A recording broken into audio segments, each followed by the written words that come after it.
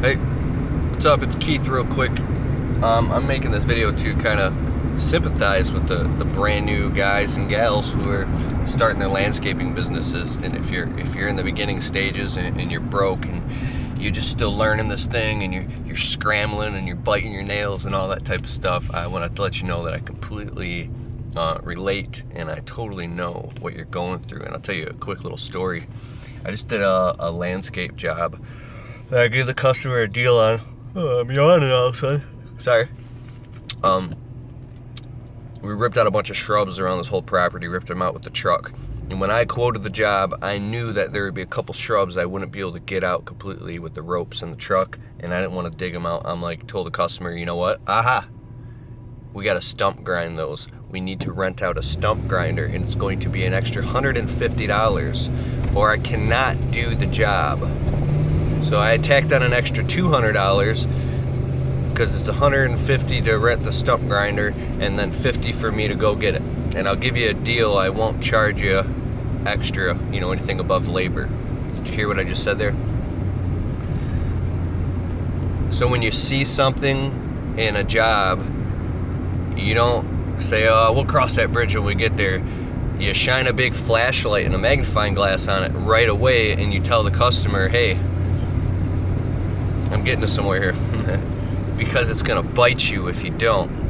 So the funniest thing was, I'm in Home Depot renting out this stump grinder, and I don't even care how much it costs to rent it out. I'm just like, give me this thing quick. I'm swiping my card, signing the papers. Let's get the thing loaded up and get out of here. And then I use the stump grinder and I drop it off. Whatever. Well, the funniest thing is, 3-4 years ago,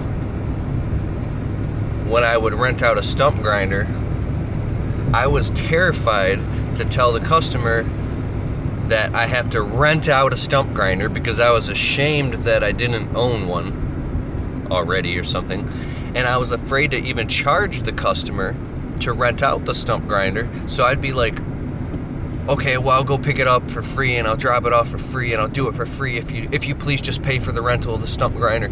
And I'd be like in Home Depot with like an employee or two on the clock, losing money, biting my nails, having a panic attack over how much it would even cost to rent. This is all an example, but how much it would even cost to rent the stump grinder.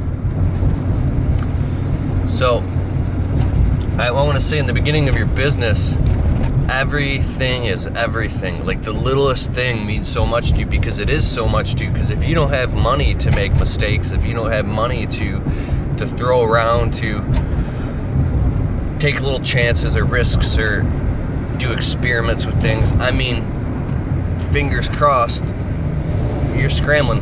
And it's easy for somebody who's been in business for a while to tell you, well, why don't you just go do this? Why don't you just go buy a $20,000 stump grinder? Or why don't you just go, man, you really need a dump truck. Where's your dump truck? So people are speaking from their paradigms and perceptions because we're living right now in the nowness and like real time. And there's something that happens in the brain, like we can no longer relate to the way we used to be or relate to what, not in all circumstances. But what I want to say is, like, if you're in a certain like frequency, you're going through something no one else understands but you, and you feel like you're all alone in your thinking, you feel like you're the only person who understands or can think this, and you don't know if what you're thinking is right or wrong, or am I crazy, is there something wrong with me, am I just stupid, and all those type of questions, and you're not at all.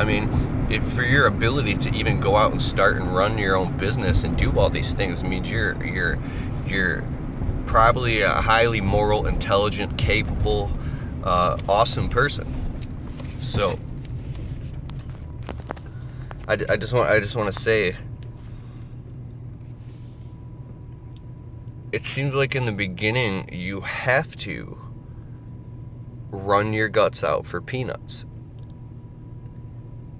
You have to, if you don't know and you don't have the business experience, because you could take someone with plenty of business experience, like in the landscape business, and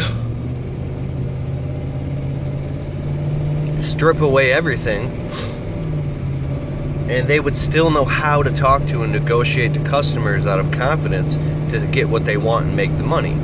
But if you don't have that yet, because you don't have the experience, because you haven't experienced that territory yet, then it doesn't matter how hard you try if your trying isn't calibrated to exactly what's needed in the moment by moment.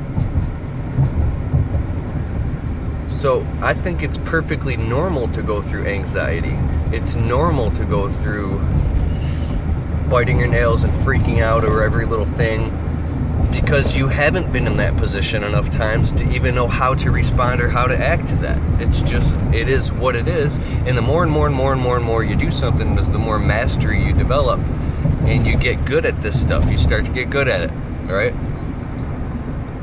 It's an acquired skill. It's not a talent. It's an acquired skill. Some people can pick it up faster than others. Relating to, depending on their ability or how much resistance they have to present moment awareness, to consciousness. Like, what is your resistance level, and what is causing your resistance to that truth?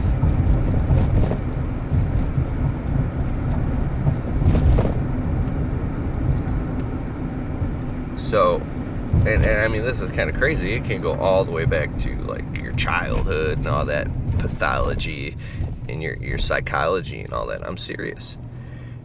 You know, if you were told when you were a kid one time that maybe you were stupid and you couldn't do something, if somebody took something out of your hand and said, "You're an idiot, you can't do this because you're stupid," that literally could fuck you up.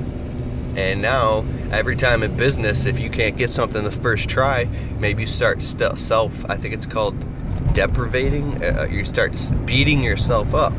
You're thinking that you're not good enough, or you're stupid, or getting frustrated.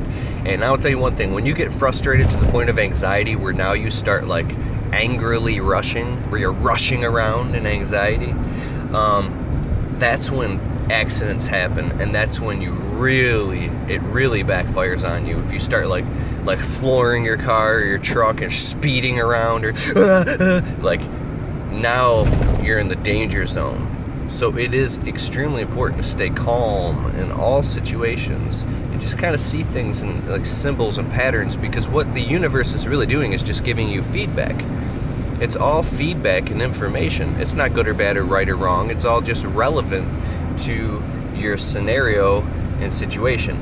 So pay attention to the feedback. And, you know, like I said, go back to the drawing board. Well, if you're broke and you're scrambling, you don't have time to go back to the drawing board because you're scrambling to make a living. So that's why I really suggest, don't raise your standards of living.